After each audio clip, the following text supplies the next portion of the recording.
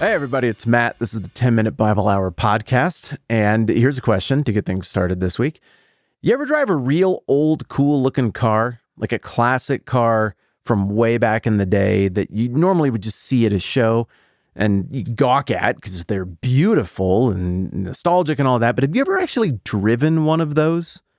I had the chance to do that a while back. My buddy, growing up, his dad had this classic, maybe 1940 Ford. That sounds right. And it was beautiful. We weren't even allowed to touch it. It was perfect.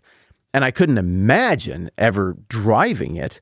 But, time passed and my buddy inherited the car. And a while back, I was at his house and he had it out in the driveway. He's like, "Do you want to drive this thing?" I thought, yeah, I do. And I don't know why I was expecting it to be awesome, but it was not awesome. It was hard to steer and uncomfortable, and all the sight lines were bad.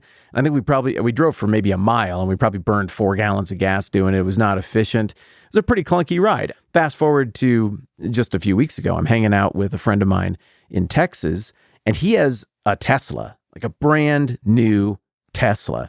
And I've never been in one of those. I was like, here, well, I'll just drive you to the thing we're going to. Cool. So I get in, and the first thing that happens is I sit down, and there's a fart noise that comes out of my seat, because he said it has a whoopee cushion, like a built-in virtual electronic whoopee cushion from a speaker. I'm not even kidding. That's a real thing.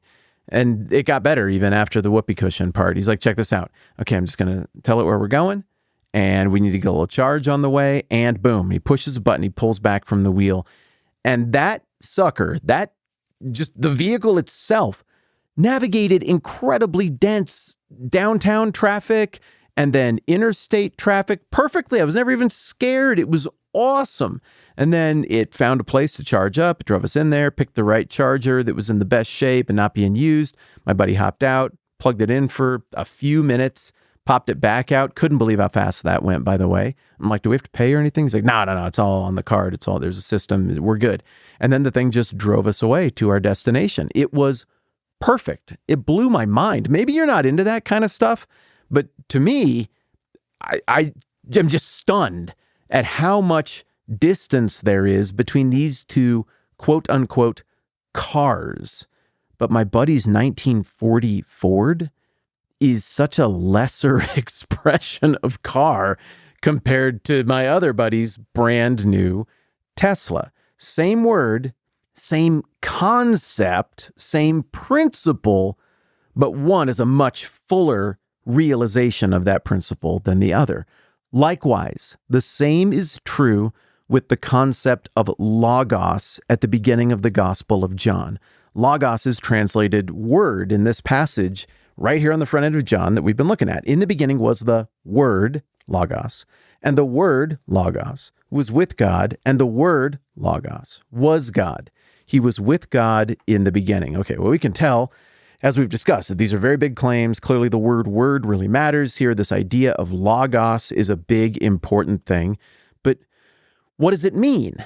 Well, like car, it can have different levels of meaning. But basically, logos means the ordering force that makes stuff happen, that makes existence and matter as we encounter it. So that's what logos is. It's like this perfect reason or knowledge or power that can put everything together and make it all work. That is what the Greek concept amounted to. And the idea of logos in this regard is very, very old, but it starts to take shape in the golden age of Athenian philosophy about 375, 400 years before the time of Jesus.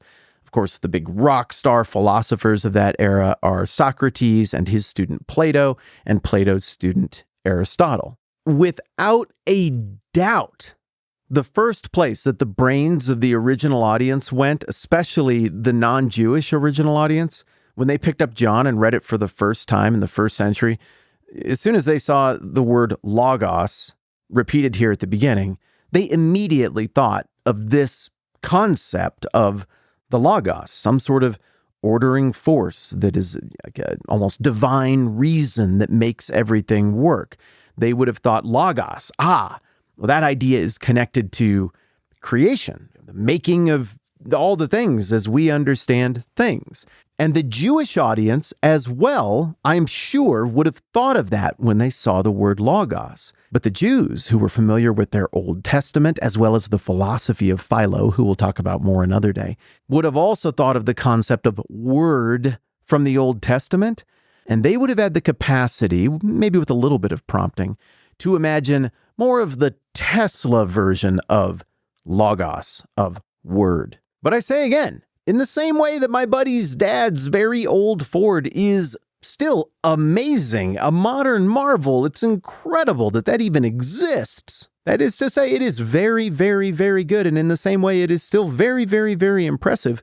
So the Greek idea of logos as this ordering force, this rational force that makes existence as we encounter it happen, it's still really good and really impressive. It's just that the Bible version of logos, the Bible version of the concept of the Word or the Word of God, is so much more than the Greek notion of logos. In the Old Testament, the concept of the Word or the Word of the Lord is one that comes with a power greater than the Greeks ever imagined.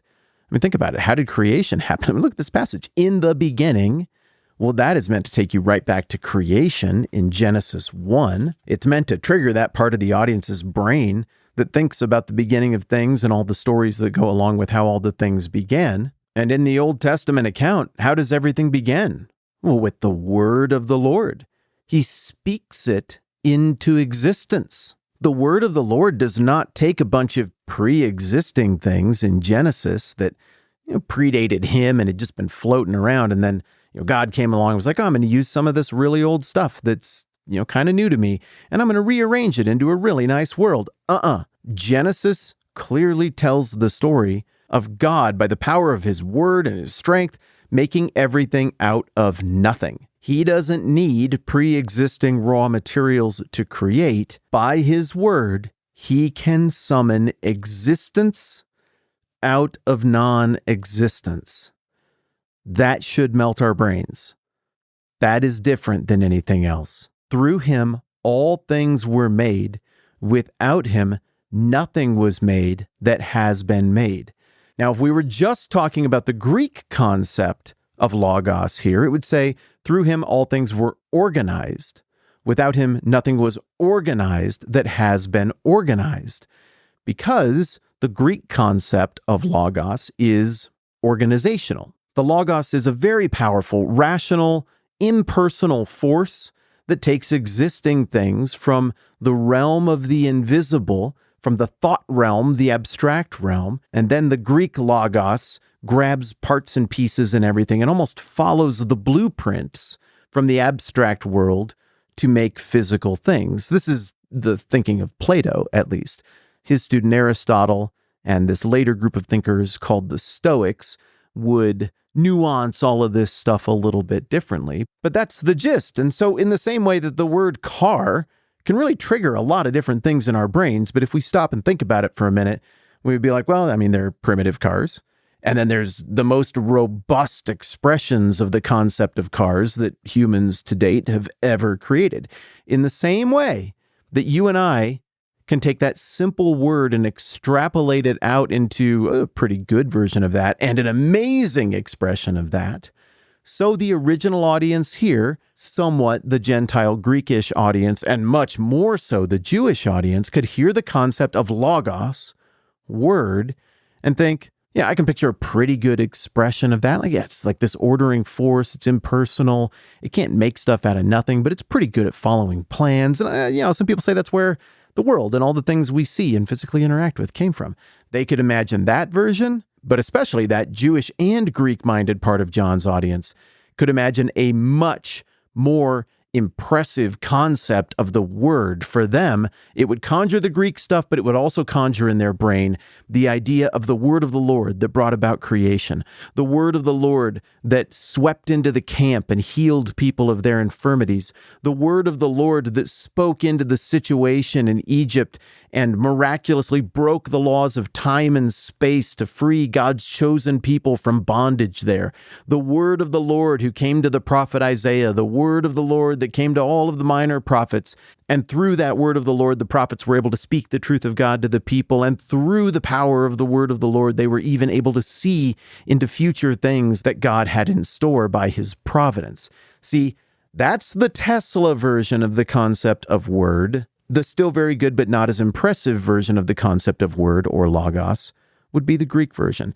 Now, we need to unpack what that Greek version looks like more tomorrow, because I think John is doing two things by invoking the word logos in a book that he intended to distribute to at least half people who would be Greek-minded, non-Jewish readers. And I think pretty clearly what John is doing is he's saying all the different notions of logos that have come down to you through the Greek philosophy and mythology, it's all pointing in the right direction. It's all a good start.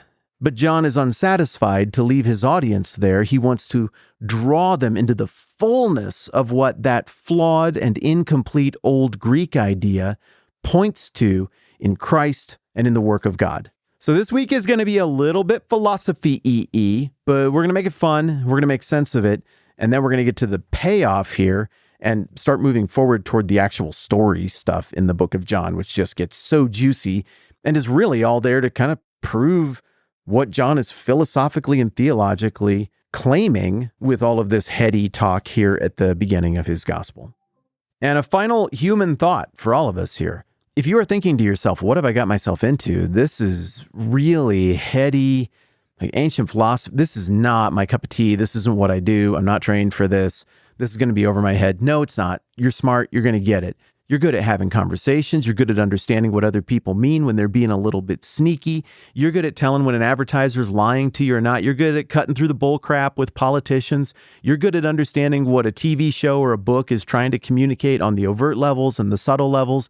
You need to stop it. You're good at this stuff, and this is going to make sense, and we'll move it at a pace that's going to make it make sense for everybody. And if we put in this little bit of work here on the front end with John, the payoff of the book is going to be so much greater. So if this is your cup of tea, hey, you're really going to like the next few days. If it's not, I still think you're really going to like the next few days, and you're going to get this stuff quickly in your hip pocket in a way that is going to make sense. All right, more on all of this tomorrow. I'm Matt. This is the 10-Minute Bible Hour podcast.